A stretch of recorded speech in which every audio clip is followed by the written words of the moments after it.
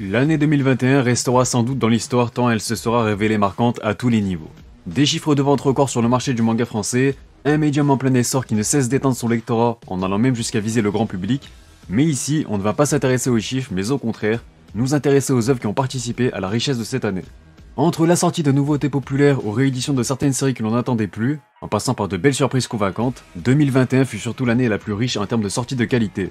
Neketsu, comédie, romance, tranche de vie ou encore la résurrection du genre horreur à travers l'excellent taf des éditions Mangetsu par exemple, qui ont montré qu'on pouvait insuffler un second souffle à certaines œuvres et certains auteurs comme Junji Ito qui ont publié en France par le passé. Bref, il y en avait vraiment pour tous les goûts et cette vidéo me tenait à cœur, je me devais de rendre hommage à cette année extraordinaire. Il est donc maintenant temps de vous proposer mes Manga Awards de 2021 afin de récompenser les meilleures sorties de l'année.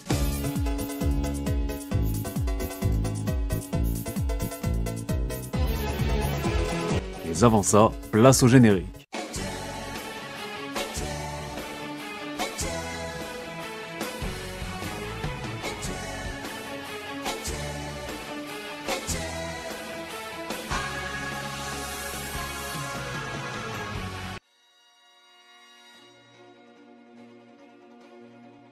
Salut à tous, c'est Otakult, on se retrouve comme vous l'avez compris pour la grosse vidéo tant attendue dédiée aux Manga Awards de 2021. Elle arrive avec un peu de retard mais vous allez voir que j'ai pris le temps de faire les choses bien. J'ai pris le temps de lire environ 90% des nouveautés parues cette année, enfin l'année passée du coup, mais je me sens moins légitime de vous proposer mon propre bilan, mes propres avis en toute humilité puisque cela n'engage que moi, je ne cherche pas à imposer mes goûts ou quoi que ce soit, mais simplement à partager des mangas de qualité. J'ai même pris le temps de lire certaines boosts qui ne seront même pas mentionnées dans cette vidéo comme Denjin N. Oui je suis désolé, faut dire les termes, mais c'était tellement éclaté que c'est parvenu à m'énerver lors de ma lecture, donc cette série prendra pour toutes les autres. Parce que forcément, qui dit beaucoup de sorties dit aussi plein de petites sorties pas forcément intéressantes. Cette vidéo mettra donc bien évidemment l'accent sur ce qu'il s'est fait de mieux durant cette année. Et enfin, dernière précision avant de commencer, je n'ai pas inclus les rééditions dans chaque catégorie, je leur ai réservé une catégorie à part donc ne vous inquiétez pas. Bon ça me paraît évident mais je précise aussi qu'il sera question uniquement de nouveautés étant parues en 2021 en France et donc en librairie. Donc le premier qui pleure parce que Shingeki no Kyojin n'est pas mentionné ici sera déclaré raciste, voilà je préchote c'est dit. Bref, on a assez introduit le sujet, il est maintenant temps d'entamer ces fameux Manga Awards de 2021. On entame donc ces Manga Awards de 2021 avec la catégorie récompensant les meilleurs mangas d'action de l'année. J'ai donc sélectionné 5 séries qui sont pour moi totalement sorties du lot à ce niveau-là, à savoir The Fable paru chez Pika dans le genre underground, peg japonaise et yakuza, Kengan Ashura chez Meian et j'étais bien obligé puisque l'action est le gros point fort de cette œuvre, car dans l'univers du manga, tous les problèmes et conflits se résoudent grâce à des combats appelés Kengan, autant dire que ça tabasse fort. Butterfly Beast paru chez Mangetsu, on suit la double vie d'une femme nommée Osho, courtisane dans le quartier des plaisirs le jour et Kunoichi redoutable la nuit. C'est clairement une des plus belles surprises de cette année. Je peux en dire de même pour le titre Quand sonne la tempête disponible chez Akata. On évolue une nouvelle fois dans un univers bien sombre où le héros va s'impliquer dans de sales affaires. Et enfin, la dernière œuvre sélectionnée est sans surprise le plus gros lancement de l'année, Kaiju numéro 8 chez Kaze. Sans doute déjà le plus populaire de cette sélection et une popularité amplement méritée tant le titre sait se montrer efficace et aller à l'essentiel, vraiment c'est une dinguerie aussi. Alors c'est probablement la catégorie qui m'a donné le plus de mal mais après réflexion, le meilleur manga d'action de l'année est bien The Fable. Il s'agit d'une série que j'attendais impatiemment en France puisque ce genre d'univers underground manque un peu chez nous. C'est le cocktail parfait entre action, humour et tranche de vie, l'histoire d'un yakuza de légende qui va essayer de se faire oublier et de mener une vie tranquille pendant une année. Inutile de vous préciser que c'est mission impossible pour lui quand on est une personne aussi extraordinaire. Et le côté nonchalant du héros crée ce décalage si propre à la série, tout est bien dosé et lorsqu'il faut régaler avec de l'action, Katsuhisa Minami nous offre de sublimes planches, dégageant toujours cette légèreté qui rend la lecture de The Fable toujours plus appréciable. L'une des plus grosses sorties de l'année sans aucun doute, mais vous êtes peut-être passé à côté. Dans la catégorie dédiée aux meilleures comédies de l'année, les nominés sont Grand Blue, voilà, bravo à lui. On change de registre avec le sport à l'honneur, lui sérieusement j'ai bien évidemment opté pour le très attendu Kaguya-sama de Aka Akasaka, disponible chez Pika. Une romance sans clichés, sans niaiserie, sans histoire d'amour classique et linéaire. Au contraire, l'auteur nous prend à contre-pied en jouant avec l'ego de ses protagonistes qui poussent chacun l'autre à se déclarer en premier. Une belle série mais est-ce suffisant pour ce titre? Rien n'est moins sûr. Dans un registre plus what the fuck, c'est Bucket List of the Dead de chez Kana qui entre en scène. Le héros voit son quotidien pesant bouleversé par l'apparition d'une épidémie de zombies. Un événement dramatique qu'il prendra au contraire avec plaisir puisque c'est le début d'une nouvelle vie pleine de liberté, loin des responsabilités professionnelles qui s'offrent désormais à lui.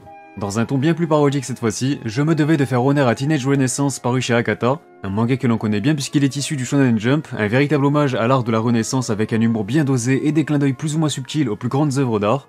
Et enfin, on complète comme vous l'avez compris cette sélection avec la sortie que j'attendais le plus, Grand Blue de Kenji Inoue et Kimitake Yoshioka paru chez Meian.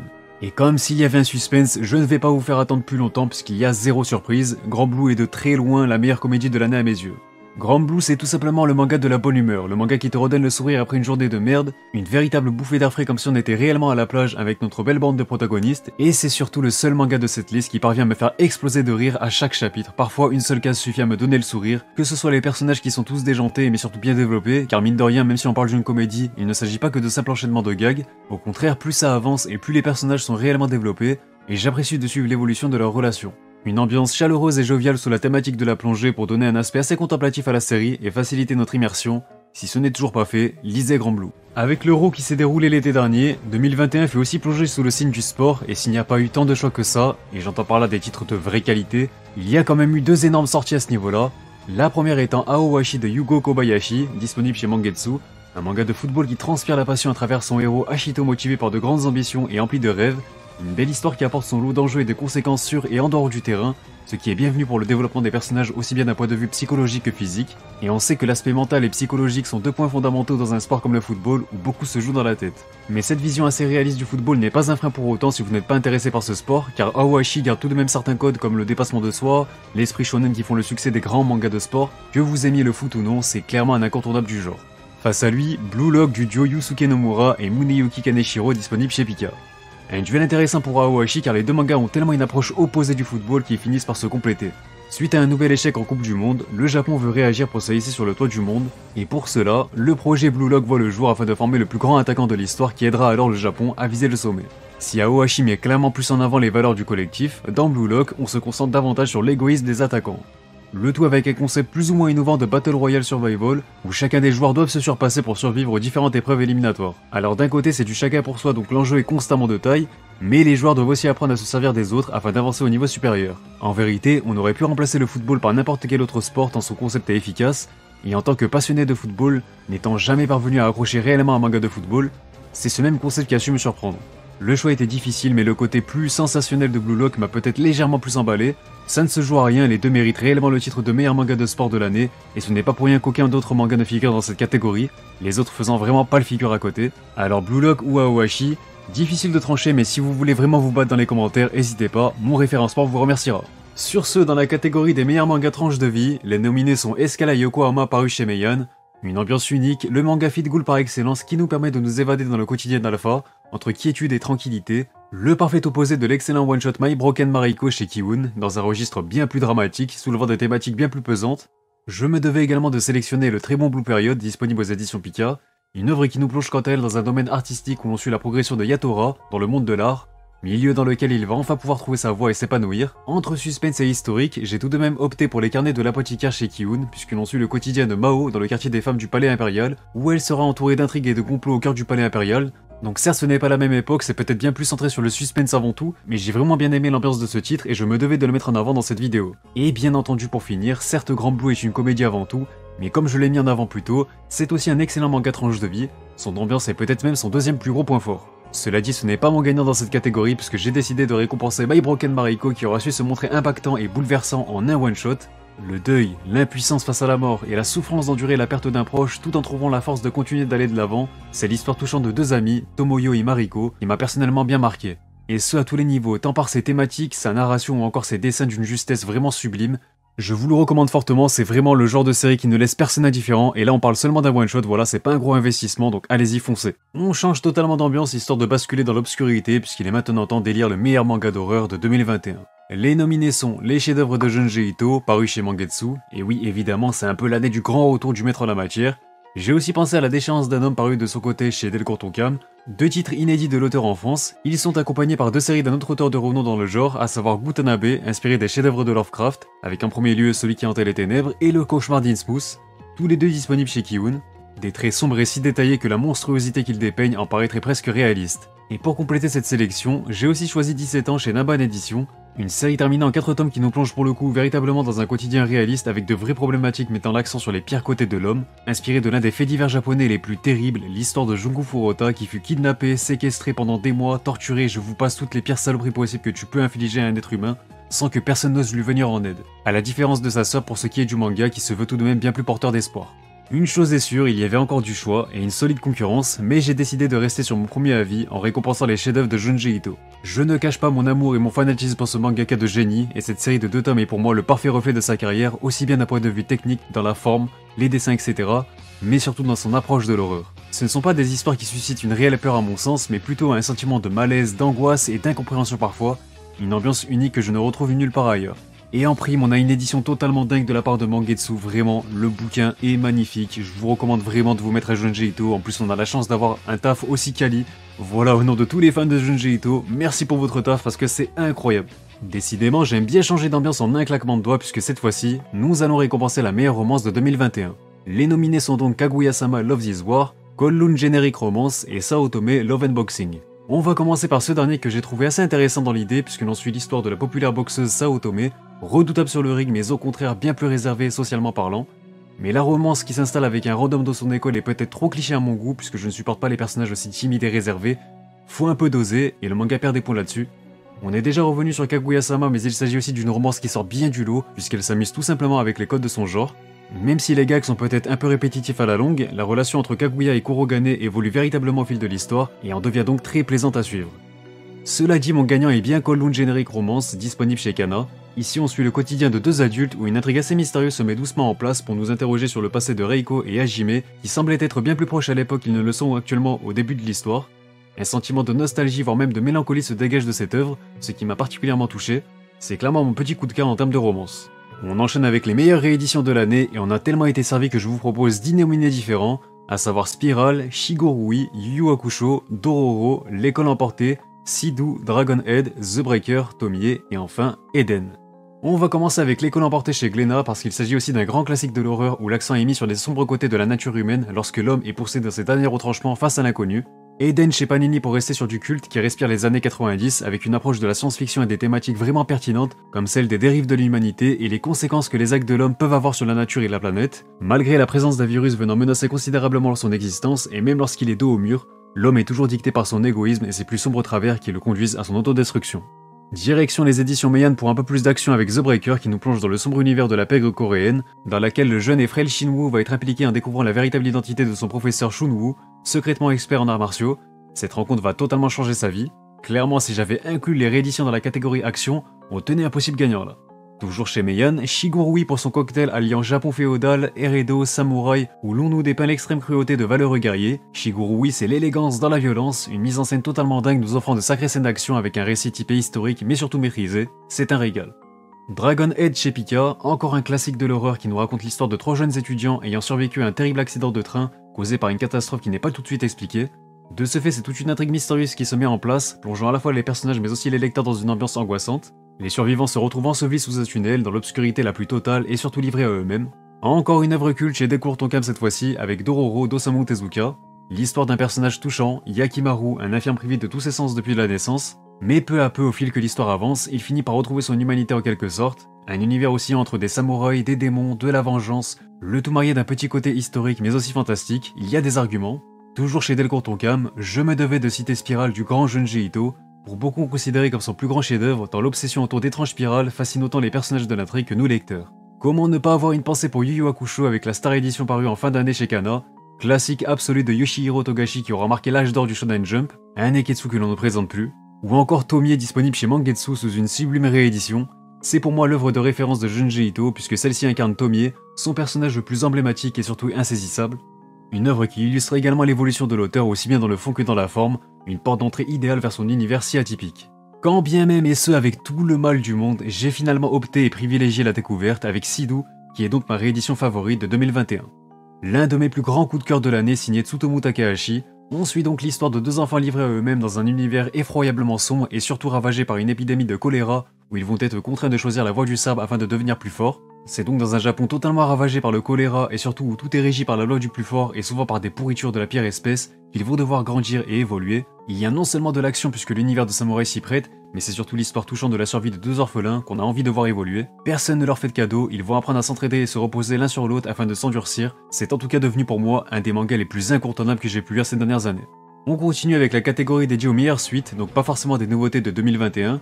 Les nominés sont Chainsaw Man disponible chez Kaze, Gannibal édité par Meian, Hajime no Ippo disponible chez Kurokawa, Et enfin, Tokyo Revengers et One Piece, tous les deux disponibles chez Glénat, et ne vous en faites pas, il n'y aura aucun spoil. L'année 2021 a été marquée par la fin de la publication de la première partie de Chainsaw Man, et étant donné que les derniers tomes sont clairement le prime du manga, je me devais de le mettre en avant. On parle ici de tout le génie de Tatsuki Fujimoto qui est pour moi le plus grand auteur de sa génération, très clairement.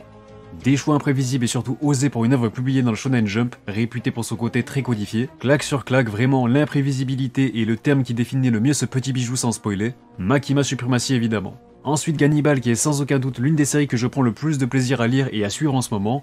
Vraiment on y reviendra dans quelques instants mais c'est vraiment un banger.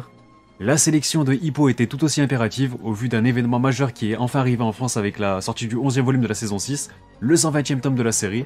Il y a clairement un avant et un après ce fameux tournant, et vous savez très bien à quoi je fais référence si vous êtes à jour sur cette immense œuvre. Tokyo Revengers parce que les derniers tomes parus en France sont pour moi le prime de la série également. Je fais référence à certaines scènes désormais iconiques concernant notamment Mikey, puis plus globalement à l'arc Tenjiku, une nouvelle menace pour l'Ottoman.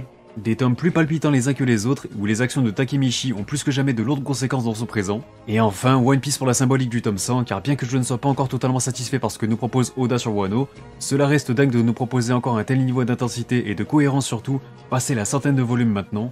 Ça reste toujours un plaisir à lire et surtout la série pour laquelle je ressens vraiment un réel sentiment d'addiction chaque semaine. Relire le tout en volume relié est toujours un plaisir, car j'ai souvent un ressenti différent, les événements me paraissent alors bien plus fluides. Pour autant, je me devais de faire un choix en gardant une certaine part d'objectivité en cohérence avec mes propres goûts et ma propre vision de ce qu'est une bonne suite pour moi, et ici c'est Hippo qui a su tirer son épingle du jeu, et qui est donc pour moi la meilleure suite de 2021.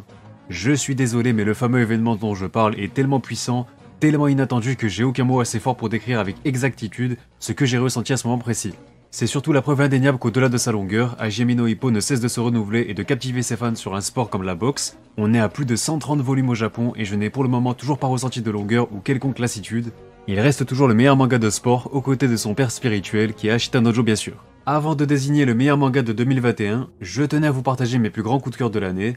Il ne s'agit pas forcément de séries publiées en France ou de nouveautés propres à 2021, et j'ai aussi fait en sorte de ne citer aucune œuvre qui a gagné un prix comme Sidou pour la meilleure réédition ou encore My Broken Mariko. Je tenais donc encore une fois à vous recommander Aohashi que j'ai eu le plaisir de découvrir cette année, l'esprit shonen, le manga sportif par excellence, et surtout le football à l'état pur. On reste chez Mangetsu avec Butterfly Beast, sans doute la série la plus charmante de cette vidéo. Rien que la couverture suffit à attirer le regard à l'instar du personnage emblématique d'Osho, qui est vraiment fascinant. On va maintenant s'intéresser à des œuvres qui ne sont pas encore disponibles en France, mais au vu de leur début fulgurant au Japon ça ne serait tardé. J'ai donc une pensée pour Blue Box, la nouvelle romance du Shonen Jump. C'est clairement la bonne pioche de 2021 du magazine, alliant romance et sport, le bon équilibre pour assurer un développement intéressant entre les deux protagonistes, une véritable bouffée d'air frais qui devrait prochainement être annoncée en France, j'ai aucune info je le précise, mais c'est une évidence. Mais la bombe de l'année nous provient du Jump Plus avec Dandadan, j'en parle déjà assez en stream mais quel banger, c'est tout simplement la meilleure nouveauté sortie au Japon en 2021, et on aura l'occasion d'en reparler très bientôt puisque ce dernier sortira bien en France cette année. Allez, si je vous dis Masasumi Kakizaki et Rainbow, imaginez maintenant une nouvelle série de ce dessinateur de génie qui nous plongerait dans un univers de dark fantasy, très référencé Resident Evil. Vous ajoutez à cela des fruits du démon qui rendent les gens immortels et une histoire de vengeance avec un héros portant un lourd passé, et vous avez Yomotsuegi, une autre nouveauté incroyable qu'il va falloir suivre de très près. Et quand bien même je vous recommande ces titres à 100%, tant ils sont tous excellents, s'il y en a un que je dois vous recommander à 200%, c'est bien Gannibal disponible chez Meian. On suit l'histoire d'un flic qui a été détaché vers un petit village reculé de montagne pour enquêter sur la mystérieuse disparition d'un flic, sauf que plus il va investiguer et plus il va se rapprocher d'une sombre et cruelle vérité liée au village de Kuge, qui abrite en réalité des cannibales qui vont donc chercher à le faire taire. Bref, j'en dis pas plus, il y a une ambiance bien sombre, bien pesante, bien angoissante, je sais que je vous ai déjà saucé, mais on en parlera bien plus en profondeur dans le prochain Ota Break qui lui sera entièrement dédié. Rendez-vous vendredi prochain. On arrive enfin au moment que vous attendez tous, puisqu'il est maintenant temps d'élire le meilleur manga de 2021. J'ai tout de même pris le temps de faire une sélection de 4 nouveautés et de 3 rééditions qui résument au final assez bien cette année riche en sorties et mes goûts. Voici donc mes sorties préférées de l'année. The Fable, Blue Lock, My Broken Mariko, The Breaker, Sidou et Tomie. Mais sans grande surprise, la meilleure sortie de l'année 2021 reste pour moi Grand Blue. C'est encore une fois le manga que j'attendais le plus, on a dû prendre notre mal en patience après une longue propagande que j'ai pris plaisir à mener pour que ce manga arrive enfin chez nous, et je suis bien content de voir l'accueil qui lui a été réservé. Il faut savoir que beaucoup d'éditeurs étaient réticents à l'idée de miser sur une comédie, mais au final, Grand Blue s'est avéré être le plus gros succès des éditions Meian sur leur nouveauté de l'année. J'en profite pour les remercier encore une fois pour leur très bon taf, mais je vous remercie vous aussi qui participez à l'engouement autour de la série. C'est clairement le manga de la bonne humeur encore une fois, il dégage que de bonnes ondes et enfin bref, ce n'est pas l'un de mes mangas préférés pour rien. Vive Grand Blue, vive Azusa, et surtout, lisez cette perle si ce n'est pas encore fait. Et vous, quels sont vos coups de cœur de 2021 ? N'hésitez pas à me dire tout ça dans les commentaires. Sur ce, on arrive à la fin de cette vidéo, donc j'espère qu'elle vous aura plu. C'était assez long et surtout très difficile à réaliser tant l'année 2021 fut excellente, donc je compte sur vos partages et sur vos retours. Sinon, n'hésitez pas à vous abonner et à activer la cloche si ce n'est pas déjà fait pour ne pas manquer les prochaines vidéos. Mis à part ça, vous pouvez aussi me suivre sur mes réseaux sociaux, à savoir Twitch, TikTok, que j'ai fait récemment, Twitter et Insta. Bref, sur ce, portez-vous bien. Quant à moi, je vous dis à bientôt pour de prochaines vidéos, et surtout, on se reverra.「